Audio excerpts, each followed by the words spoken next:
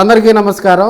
కేతిరెడ్డి వ్యవహారం, ధర్మవరం మాజీ ఎమ్మెల్యే కేతిరెడ్డి వ్యవహారం రోజు రోజుకి ఒక మలుపు తిరుగుతూ ఉంది. ఆయన స్ట్రైట్గా చెప్పకపోయినా కూడా జనసేన పార్టీలోకి వెళ్లేందుకు చర్యలు తీసుకున్నట్టుగా కూడా తెలుస్తుంది. ఒకసారి ధర్మవరం కాన్స్టిట్యున్సీ కనుక మనం గమనించినట్లయితే 2009లో ఆయన కాంగ్రెస్ పార్టీ తరఫున కూడా అక్కడ ఎమ్మెల్యేగా గెలవటం జరిగింది. 2014 ఎన్నికల్లో ఆయన ఓడిపోవడం జరిగింది.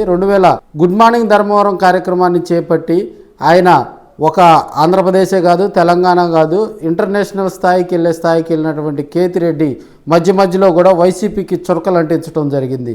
వైసీపీ చేసినటువంటి దౌర్జన్యం ఒకవైపు, అదేవిధంగా వైసీపీ చేసినటువంటి గతంలో చేసిన తప్పులను కూడా ఎత్తి చూపుతూ తనకంటూ ఒక ప్రత్యేకమైనటువంటి శైలిని సోషల్ మీడియాలో కూడా ఆయన క్రియేట్ చేయడం జరిగింది. ఇప్పుడున్న పరిస్థితుల్లో ఎవరైతే వైసీపీలోకి దాదాపుగా వైసీపీ మీద విమర్శలు చేసిన వాళ్ళందరూ కూడా వేరే పార్టీలోకి చేరటం జరిగింది.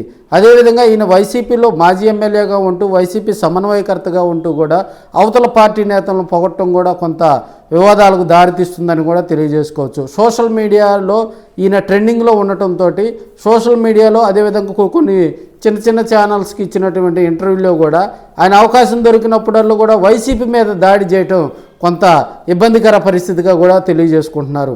రాబోయే రోజుల్లో కేతిరెడ్డి ఖచ్చితంగా జనసేన పార్టీలో చేరేందుకు రంగం సిద్ధం చేసుకున్నట్టుగా కూడా తెలుస్తుంది. అయితే మాజీ మంత్రి బాలినేని శ్రీనివాసరెడ్డితో కూడా మంతనాలు జరిగినట్టుగా కూడా మనకు తెలుస్తూ ఉంది.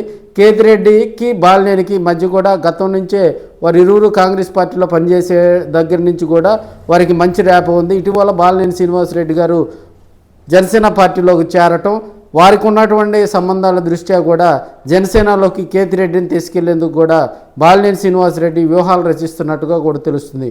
టోటల్గా కూడా బాలినేని పాలిటిక్స్ మొదలయ్యాయని కూడా తెలియజేసుకోవచ్చు. మరికొన్ని రోజుల్లో కూడా కేతిరెడ్డితోటి అదేవిధంగా బాలినేని శ్రీనివాసరెడ్డి మధ్యవర్తిత్వంలో పవన్ కళ్యాణ్ గారు కేతిరెడ్డితోటి కూడా ఒక సమావేశం ఏర్పాటు చేసుకున్నట్లుగా కూడా కొంతమందికి కొంత సమాచారం అయితే తెలుస్తూ ఉంది.